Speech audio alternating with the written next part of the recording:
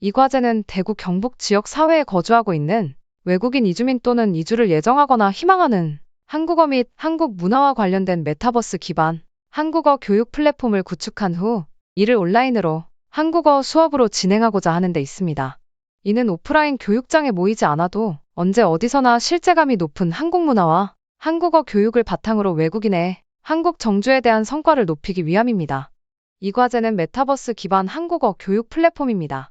메타버스 플랫폼 안에는 교육자료방과 과제 해결 활동방 두 곳이 구축되어 있습니다. 교육자료방에는 메타버스 학습방, 자료활용방, 한국어 교육 학습방이 있습니다.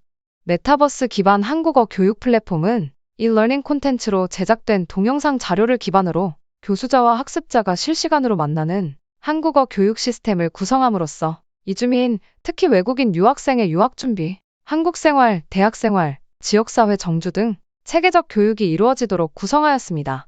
메타버스 기반 한국어 교육 강의 내용은 우리 지역 사회의 적응과 정주에 실질적으로 필요한 한국어와 한국 문화를 한국어 및 한국 문화 영역을 중심으로 구성하였습니다. 아울러 실제적 한국어 교육에 앞서 메타버스 수업 전 메타버스 이해와 활용법을 학습한 후 한국어 교육을 시작한다. 한국어 교육은 단계별 한국어 교육을 진행하며 총 10주차 과정 총 60강 각 30분의 수업을 진행합니다. 한국어 교육 과정은 외국인 이주민, 특히 외국인 유학생들의 이주 단계에 맞게 총 3단계로 이주 준비 한국어 교육 단계, 이주 한국어 교육, 지역사회 정주 한국어 교육 단계로 구성하여 이주민들의 생애를 고려하면서 그리고 학습의 흥미와 현장성을 고려하여 내용을 구성하였습니다. 더불어 이주민이나 외국인 유학생의 한국어 기본 능력을 신장시키기 위한 기초 한국어, 유학생들의 대학 생활 적응을 위한 알면 좋아요 e-learning 콘텐츠와 이주민의 지역사회 조기 정주를 돕기 위한 e-learning 콘텐츠를 제작하여 메타버스 교육자료방에 탑재하였습니다.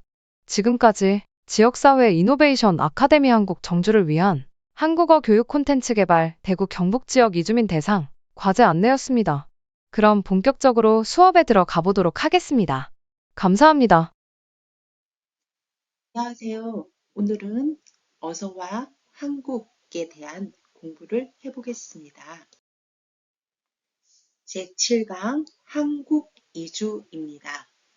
첫 번째, 인사 예절과 한국 소개. 두 번째, 가족 관련 한국어 어휘. 세 번째, 한국어 문법 활용. 네 번째, 과제 해결 활동 순으로 공부할 겁니다. 자, 우리 한국의 인사 예절에 대해서 배워보도록 하겠습니다. 한국에서는 인사를 할 때 안녕하세요, 안녕하세요, 안녕하세요, 안녕하세요 라고 인사합니다. 우리 그러면 함께 인사해 볼까요? 안녕하세요, 안녕하세요, 안녕하세요, 안녕하세요. 네, 잘 하셨습니다. 자, 우리 그림에서 보는 것처럼 한국에서는 두 손을 모으고 허리를 굽혀서 인사를 합니다. 다시 한번 인사해 볼까요? 안녕하세요. 안녕하세요. 안녕하세요. 안녕하세요. 네, 잘 하셨습니다.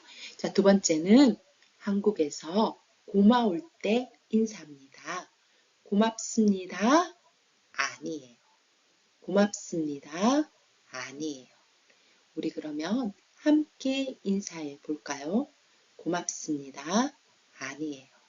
고맙습니다. 아니에요. 그리고 헤어질 때 인사입니다.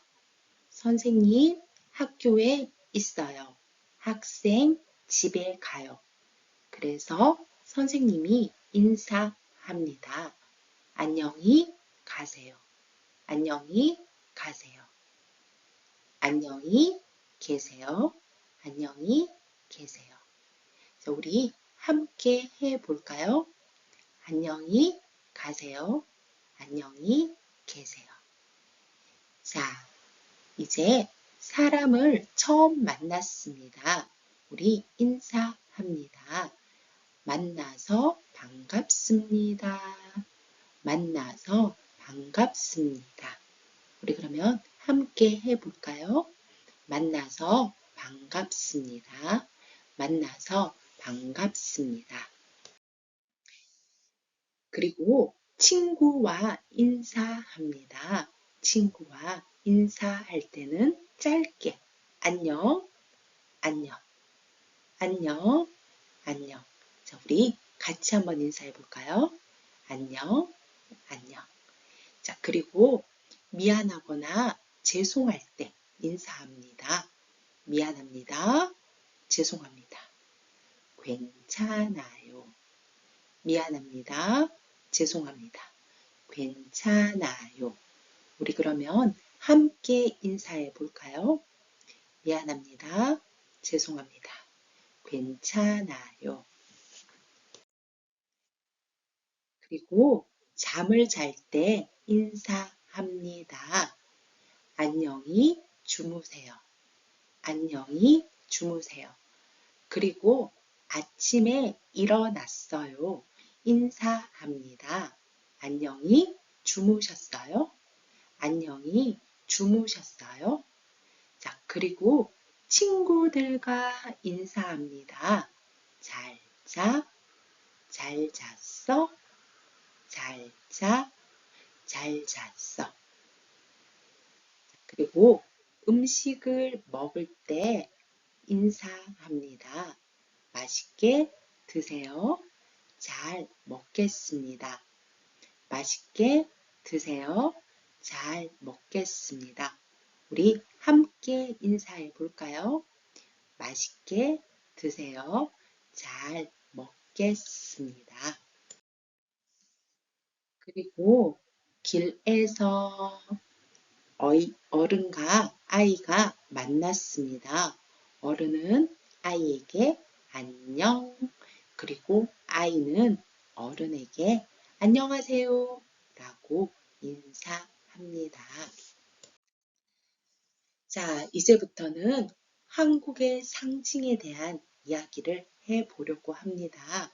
첫 번째, 한국은 한글, 태극기, 무궁화, 애국가, 민요, 한복이 한국의 상징입니다. 자, 그럼 선생님과 따라서 한번 읽어볼까요? 한글, 태극기, 무궁화, 애국가, 민요, 한복입니다. 자, 여러분 한글도 알 거고, 태극기도 알 거고, 무궁화도 알 겁니다. 애국가도 아시죠? 네, 민요입니다.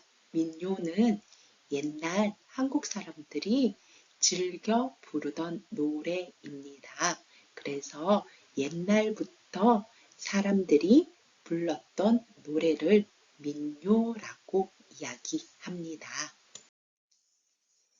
또 다른 한국의 상징은 세종대왕, 태권도, 인삼, 한옥, 한식, 무예 등이 있습니다. 한국의 행정구역입니다. 한국의 행정구역은 서울, 강원도, 충청도를 중부지역이라고 이야기하고요. 경상도, 전라도, 제주도를 남부지역이라고 이야기합니다. 여러분은 중부지역에 사세요? 남부지역에 사세요? 그리고 중부지역에 살고 싶어요? 남부지역에 살고 싶어요? 네 번째, 한국의 기념일입니다. 한국의 기념일은 아주 많습니다.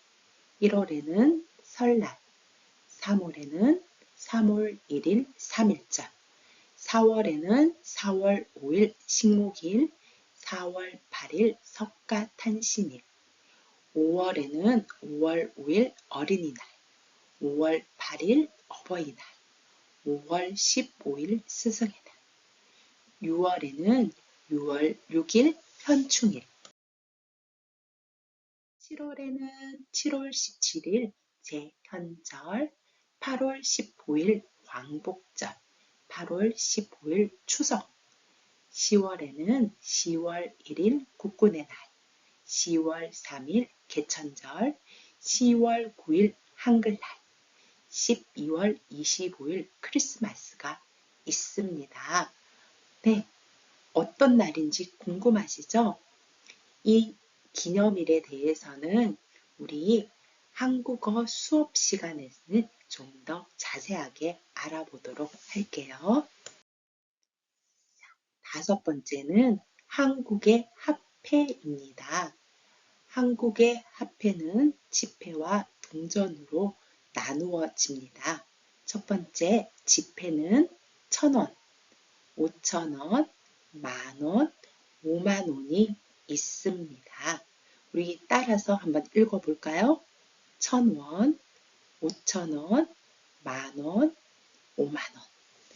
그리고 한국의 동전은 1원, 5원, 10원, 50원, 100원, 500원으로 구성되어 있습니다. 여러분이 한국에 오시면 또는 한국에서 자주 보는 화폐라고 할 수가 있습니다. 자, 그리고 한국인의 이름입니다. 한국인의 이름은 이렇게 대부분 세 글자입니다. 첫 번째는 성, 두 번째는 이름입니다. 그리고 성은 아버지와 같습니다. 이분의 이름은 박민수입니다. 성이 박, 이름이 민수입니다. 가족 관계 설명하기를 공부해 보도록 하겠습니다. 여러분이 한국에 오시면 가족 관계에 대해서 여러분이 공부를 할 겁니다. 자, 가족의 호칭에 대한 이야기를 한번 해보겠습니다. 자, 여기 중간에 나 있습니다. 그리고 아버지, 어머니, 나의 형, 나의 남동생, 나의 누나, 나의 여동생입니다. 자, 나의 아버지의 아버지, 나의 아버지의 어머니가 있는 곳을 우리는 친가라고 이야기하고요. 나의 어머니의 아버지, 나의 어머니의 어머니가 있는 곳을 우리는 외가라고 이야기합니다. 그래서 나의 아버지의 아버지는 할아버지, 나의 아버지의 어머니는 할머니라고 부릅니다. 반대로 나의 어머니의 아버지는 외할아버지, 나의 어머니의 어머니는 외할머니라고 부릅니다. 자, 한국의 호칭, 그림에 보는 것처럼 아주 많고 헷갈립니다. 한국의 호칭에 대해서는 여러분이 더 자세하게 공부할 기회가 있을 것 같습니다. 자, 그러면 우리 다음으로 넘어갈게요. 자, 지금부터 가족과 관련된 어휘를 선생님과 함께 공부해 보도록 하겠습니다. 우리가 가족을 표현할 때 쓰는 표현법입니다. 첫 번째, 식구의 수를 나타냅니다. 식구가 많다, 식구가 적다. 식구는 가족의 다른 말입니다. 식구는 옛날에 밥을 함께 먹는 사람들을 이야기합니다. 그래서 가족이 많다, 가족이 적다라는 말도 쓰지만 식구가 많다, 식구가 적다라는 말로도 사용이 된답니다. 그리고 가족 관계를 나타내는 말도 있습니다. 첫 번째, 가족 관계가 좋다, 사이가 좋다, 화목하다 라는 표현을 쓰기도 하고요.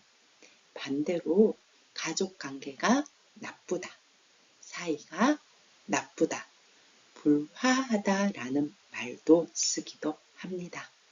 여러분의 가족 관계는 모두 다 가족 관계가 좋다, 사이가 좋다, 화목하다 라는 표현으로 말할 수 있겠죠?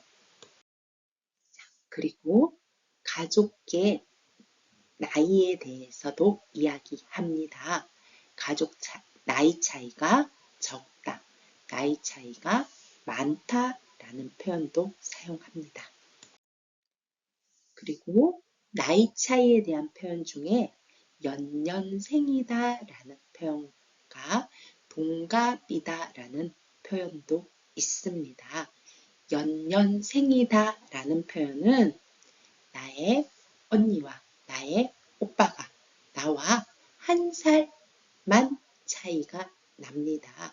그때 한국에서는 연년생이다 라는 말로 표현합니다. 그리고 동갑이다 라는 표현은 나와 너가 나이가 같아요 라고 표현할 때 동갑이다 라는 말로 이야기를 합니다.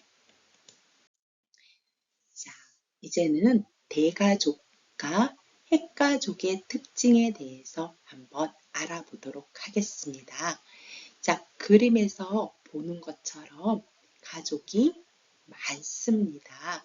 그때 우리는 이 가족을 대가족이라고 합니다. 자, 자세하게 보면 할아버지, 어머니, 나 이렇게 살고 있습니다. 이 가족을 우리는 대가족이라고 합니다.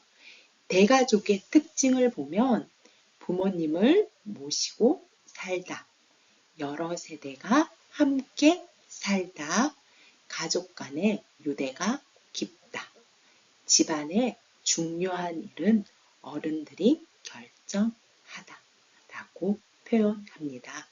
여러분은 어떤 가족이십니까? 두 번째, 핵가족입니다. 핵가족은 남편과 아내 그리고 아이만 살고 있습니다. 이 가족을 우리는 핵가족이라고 이야기합니다. 핵가족의 특징을 살펴보면 분가해서 살다, 가사를 분담하다, 각자의 생활을 존중받다, 집안의 중요한 일은 가족이 함께 결정하다 라는 특징을 가지고 있습니다. 분가해서 살다는 조금 전에 대가족에서 따로 떨어져 살아요 라고 이야기할 때 분가하다 라는 말로 표현합니다.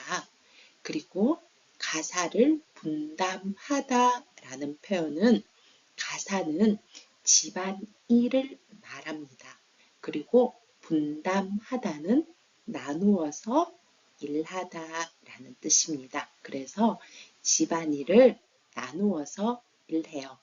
아내는 설거지를 하면 남편은 빨래를 합니다. 이처럼 집안일을 나누어서 하는 것을 가사를 분담하다라고 이야기합니다. 그리고 각자의 생활을 존중받다. 아내는 아내의 생활, 남편은 남편의 생활을 각자 할 수 있도록 합니다. 그리고 집안의 중요한 일은 가족이 함께 결정하는 것이 핵가족의 특징이라고 할 수가 있겠죠. 자, 우리 조금 전에 배웠던 대가족, 핵가족 말고도 현대에는 다양한 가족의 형태와 특징들이 있습니다. 첫 번째는 다문화 가족, 두 번째는 맞벌이 부부, 세 번째는 1인 가구, 네 번째는 한부모 가정, 다섯 번째는 주말 부부, 여섯 번째는 독거노인 등이 있습니다. 다문화 가족은 국제 결혼을 한 가족을 말합니다. 그러니까 남편은 한국 사람, 아내는 베트남 사람, 이런 가족을 다문화 가족이라고 하고요. 그리고 두 번째는 맞벌이 부부입니다. 맞벌이는 남편도 일해요, 아내도 일해요. 이 부부를 한국에서는 맞벌이 부부라고 합니다. 자, 세 번째, 1인 가구입니다. 1인 가구는 혼자 살아요입니다. 그래서 혼자 사는 가족을 우리는 1인 가족입니다. 자, 여기 독거노인이라는 말과 비슷합니다. 그런데 독거노인은 할머니, 할아버지인데 가족들이 함께 살지 않고 홀로 사는 할머니, 할아버지를 말하는 겁니다. 그렇지만 1인 가구는 젊은이들이 혼자 사는 가구들을 말하기도 합니다. 자, 그리고 네 번째, 한부모 가정입니다. 한부모 가족은 한쪽 부모와 사는 가족을 우리는 한부모 가족이라고 이야기를 하고요. 다섯 번째, 주말 부부는 아내는 서울에 있어요. 남편은 대구에 있어요. 그래서 주말에 한 번만 만나요. 그런 부부들을 우리는 주말 부부라고 이야기합니다. 자, 이런 가족 말고도 요즘 현대에는 아이를 낳지 않는 가정이나 아이를 입양하는 가족이나 또는 재혼하는 가정들도 많아졌습니다. 자, 이렇게 다양한 가족의 모습들이 현대의 모습이라고 할 수가 있습니다. 자, 그러면 오늘 여러분과 함께 어서와 한국 이주에 대한 소개를 했습니다. 그 중에서도 가족과 관련된 어휘들을 공부해 보았는데요. 우리 본격적으로 메타버스 플랫폼에서 배운 어휘를 활용해 여러분의 가족들을 한국어로 소개해 보십시오. 자, 오늘 배울 문법은 이잖아요. 그리고 거든요입니다. 형용사 동사에 사용하는 잖아요. 형용사 동사에 사용하는 거든요입니다. 잖아요는 동사와 형용사에 사용이 됩니다. 그리고 연습을 하면 먹다, 먹잖아요. 덥다, 덥잖아요. 라고 바꿀 수 있습니다. 잖아요의 의미는 확인이나 알림입니다. 나 알아요, 너 알아요. 그래서 확인이나 알림을 할 때 잖아요, 잖아요 라고 이야기합니다. 우리 명사에는 이잖아요 라는 말로 씁니다. 받침 있어요, 가족이잖아요. 받침 없어요, 잖아요 라고 이야기합니다. 가족이잖아요. 사과잖아요. 자, 그러면 우리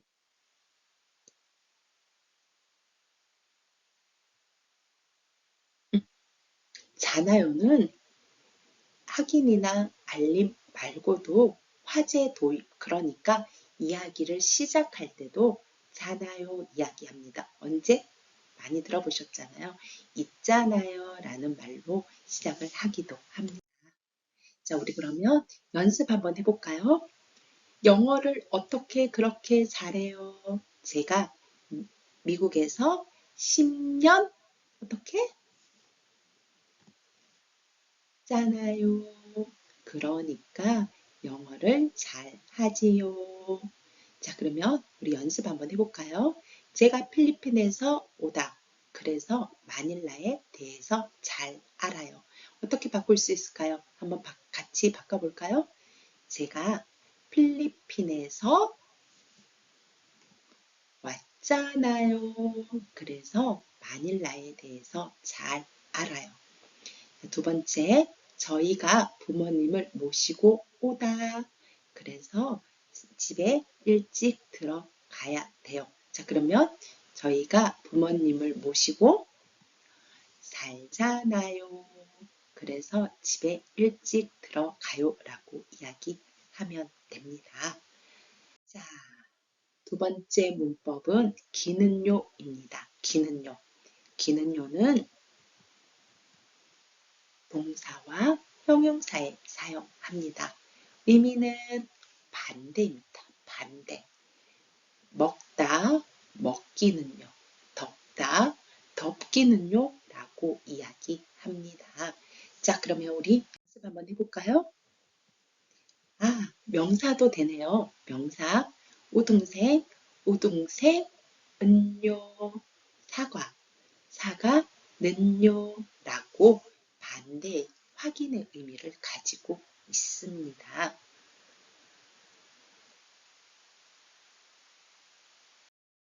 자, 우리 그러면 연습 한번 해보도록 하겠습니다. 아이가 너무 예쁘게 생겼네요. 어떻게 한다? 이쁘다? 예쁘다. 예쁘기는요.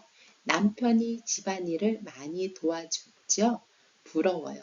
도와주다 여러분 어떻게 바뀔까요? 도와주긴요 라고 해서 반대 의미를 가지고 있습니다. 자, 우리 오늘 한국 이주에 대한 이야기를 해봤습니다. 자, 저희 수업은 메타버스를 활용한 한국어 교육 수업이라서 여러분이 메타버스 안에서 오늘 배우셨던 어휘와 문법을 좀 더 자세하게 배울 수 있을 겁니다. 그러면 메타버스 안에서 만나도록 하겠습니다. 오늘 강의 들어주셔서 감사합니다.